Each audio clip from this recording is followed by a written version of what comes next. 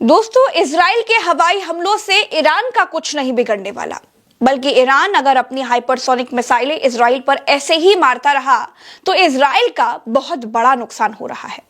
ऐसा इसलिए क्योंकि इजराइल की ज्यादातर आबादी जो है वो उसके 4-5 बड़े शहरों में रहती है, जबकि ईरान का फैलाव इजराइल के मुकाबले कई गुना अधिक है और इजराइल के पास इतने संसाधन नहीं है कि वो ईरान के सभी शहरों तक पहुंच पाए। दोस्तों, एक तरफ इजराइल ईरान में घुसकर उसके न्यूक्लियर ठिकानों, सैन्य अड्डों पर हमला कर रहा है और ईरान अपनी कम क्षमता वाली मिसाइलों को ही इजराइल की ओर भेज रहा है। ईरान के लिए बहुत आसान है कि वो भी इजराइल के परमाणु ठिकानों पर हमला कर दे। ये कोई रहस्य नहीं है कि इजराइल के डिमोना न्यूक्लियर प्लांट में ही पर्याप्त मात्रा में न्यूक्लियर मटेरियल मौजूद है, जिसका इस्तेमाल परमाणु हथियार बनाने में हो सकता है। लेकिन ईरान अभी ऐसा कर नहीं रहा है। ईरान ने इजराइल की कमर तोड़कर रख दी है। दोस्तों, इजराइल के हर रोज युद्ध में 6,000 करोड़ रुपए खर्च हो रहे हैं, हर रोज।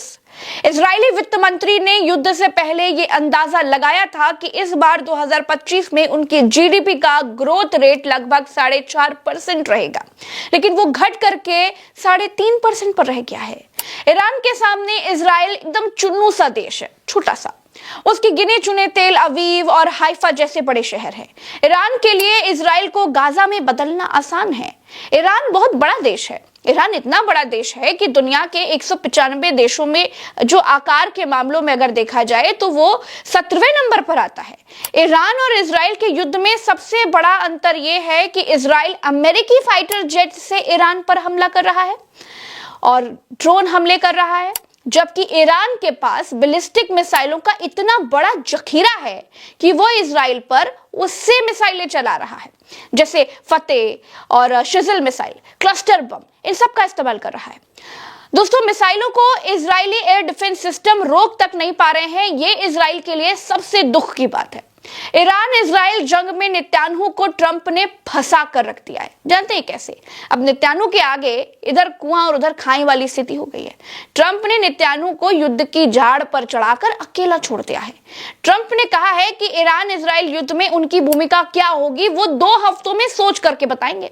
इजराइल ईरान वॉर जो कि ट्रंप की समझ से बाहर निकल गया है। दोस्तों, डोनाल्ड ट्रंप को समझ में ही नहीं आ रहा है कि इजराइल के लिए वो एक बार ईरान की जंग में घुस गए तो क्या मुंह लेकर के युद्ध से बाहर आएंगे। इजराइल तो ईरान पर हमला कभी भी रोक सकता है, लेकिन अमेरिका के सामने मजबूरी यह है कि वो बिना ईरान के परमाणु कार्यक्रम और वहां के नेतृत्व को खत्म किए युद्ध को खत्म नहीं कर पाएगा, जिस कारण वो युद्ध में उतरेगा। उसे पूरा करना पड़ेगा, वरना दुनिया में नाक कट जाएगी ना। और अमेरिका ये जानता है दोस्तों कि ईरान इतना बड़ा देश है, पहाड़ियों वाला देश है। यह जमीन पर सेना उतारनी पड़ेगी।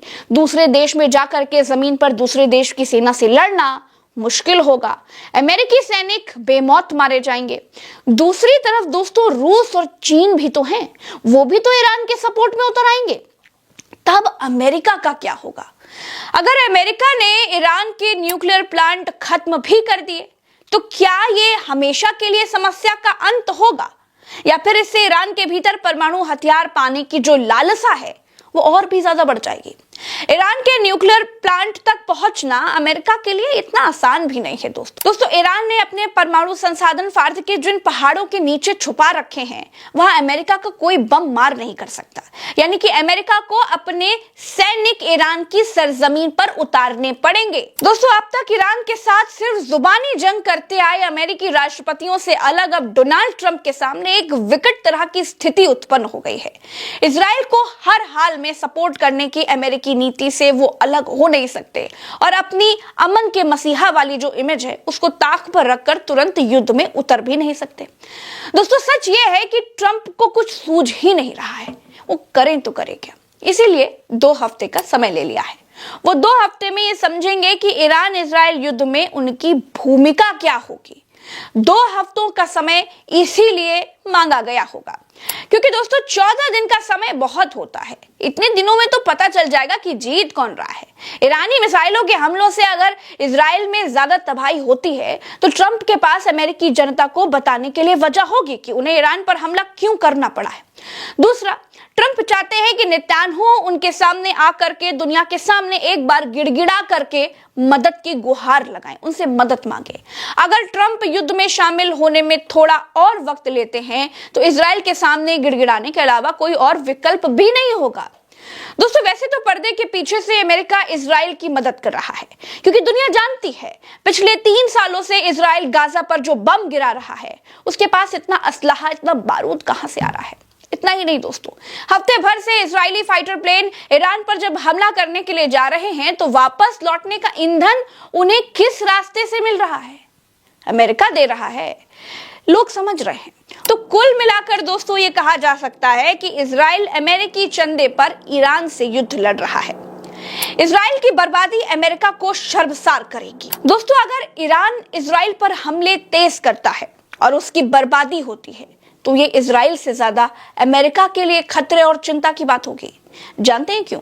ऐसा इसलिए क्योंकि दुनिया जानती है कि मिडिल ईस्ट में इजराइल अमेरिका का प्रॉक्सी या फिर एक्सटेंशन है। ऐसे में दुनिया जब इजराइल के खंडहरों की तस्वीर देखेगी तो ये मानेगी कि अमेरिका इजराइल को नहीं बचा पाया, जिसका दूरगामी असर खाड़ी देशों में मौजूद अमेरिका सैनिकों की सुरक्षा पर पड़ेगा।